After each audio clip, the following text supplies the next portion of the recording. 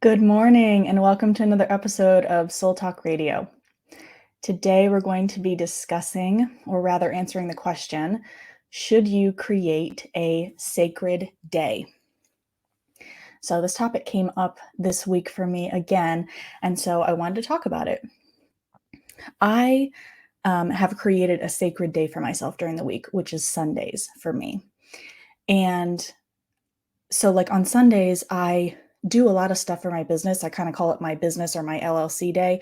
I record my guided meditations in the morning for the Insight Timer app. I go live with them. And then after that, I do this radio show. Sometimes I'll record a meditation directly after that. And then I spend the rest of the day either editing the meditation, editing the podcast, creating my social media posts for the week, planning out the rest of my week, possibly a theme for next week. So my entire Sundays are normally busy, focused on stuff for my business. And even before, I liked to keep my Sundays like free of any events. I don't like scheduling things on Sundays because I know I've told you guys this before. I still work a full-time job as a legal assistant, which I am hoping to quit here and like quickly. I'm really pushing to hopefully quit soon. But, Sundays are kind of, I think people that work in corporate are going to agree with me. Sundays are like sullied with Mondays. Like Mondays are touching Sundays.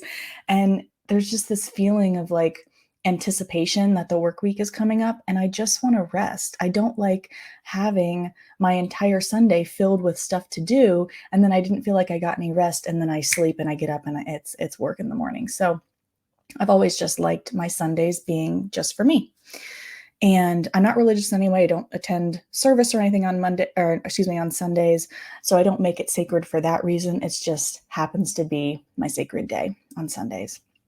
So I think that it's really beneficial to create a sacred day or night for yourself, or possibly even like a few days throughout the month that are just for you and whatever you want to do, whether that's resting, taking the rest that you need, or enjoying a hobby, or doing something with just your family, like your immediate family that lives in the house with you, something like that. I think that it's really important.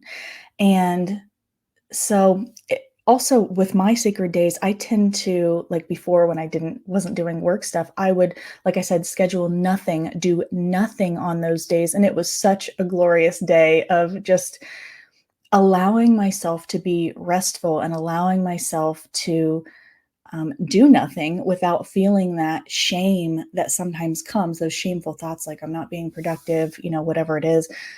When I started calling it my sacred day, I was then allowed, I guess given myself permission to talk back to those thoughts and say like, no, this is my sacred day to rest, and it's okay to rest. And that's what this day is for. That's what this night is for, whatever it was that I was scheduling.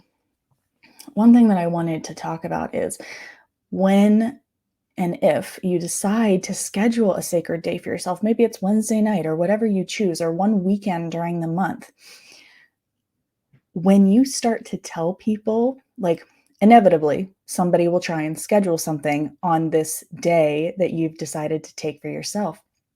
And when you have to tell them, like, no, I've already made plans, which is a perfectly good to just say that to them. A lot of times I've found they'll say, well, what are your plans? And it's like, well, it's my sacred day. I'm spending the day with just me or pursuing my hobbies or whatever it is. And I can't tell you how often people tend to confuse your quote unquote free time as they see it with open time to be scheduled. And it's like, no, I'm allowed to have what you consider to be free time pursuing the things that I want to pursue, or just being in solitude, or just resting. Like that is plans, and that's okay. But ultimately, when you start to tell people this, I have had some people immediately laugh and make fun of it. And I thought to myself, okay, well, I just want to question that. And I start to look at those friendships a little bit differently now, because um, it's a boundary that I've set. Like, I'm creating this day for myself and it's just for me. And I don't make plans on Sundays. It's my sacred day. I don't make plans.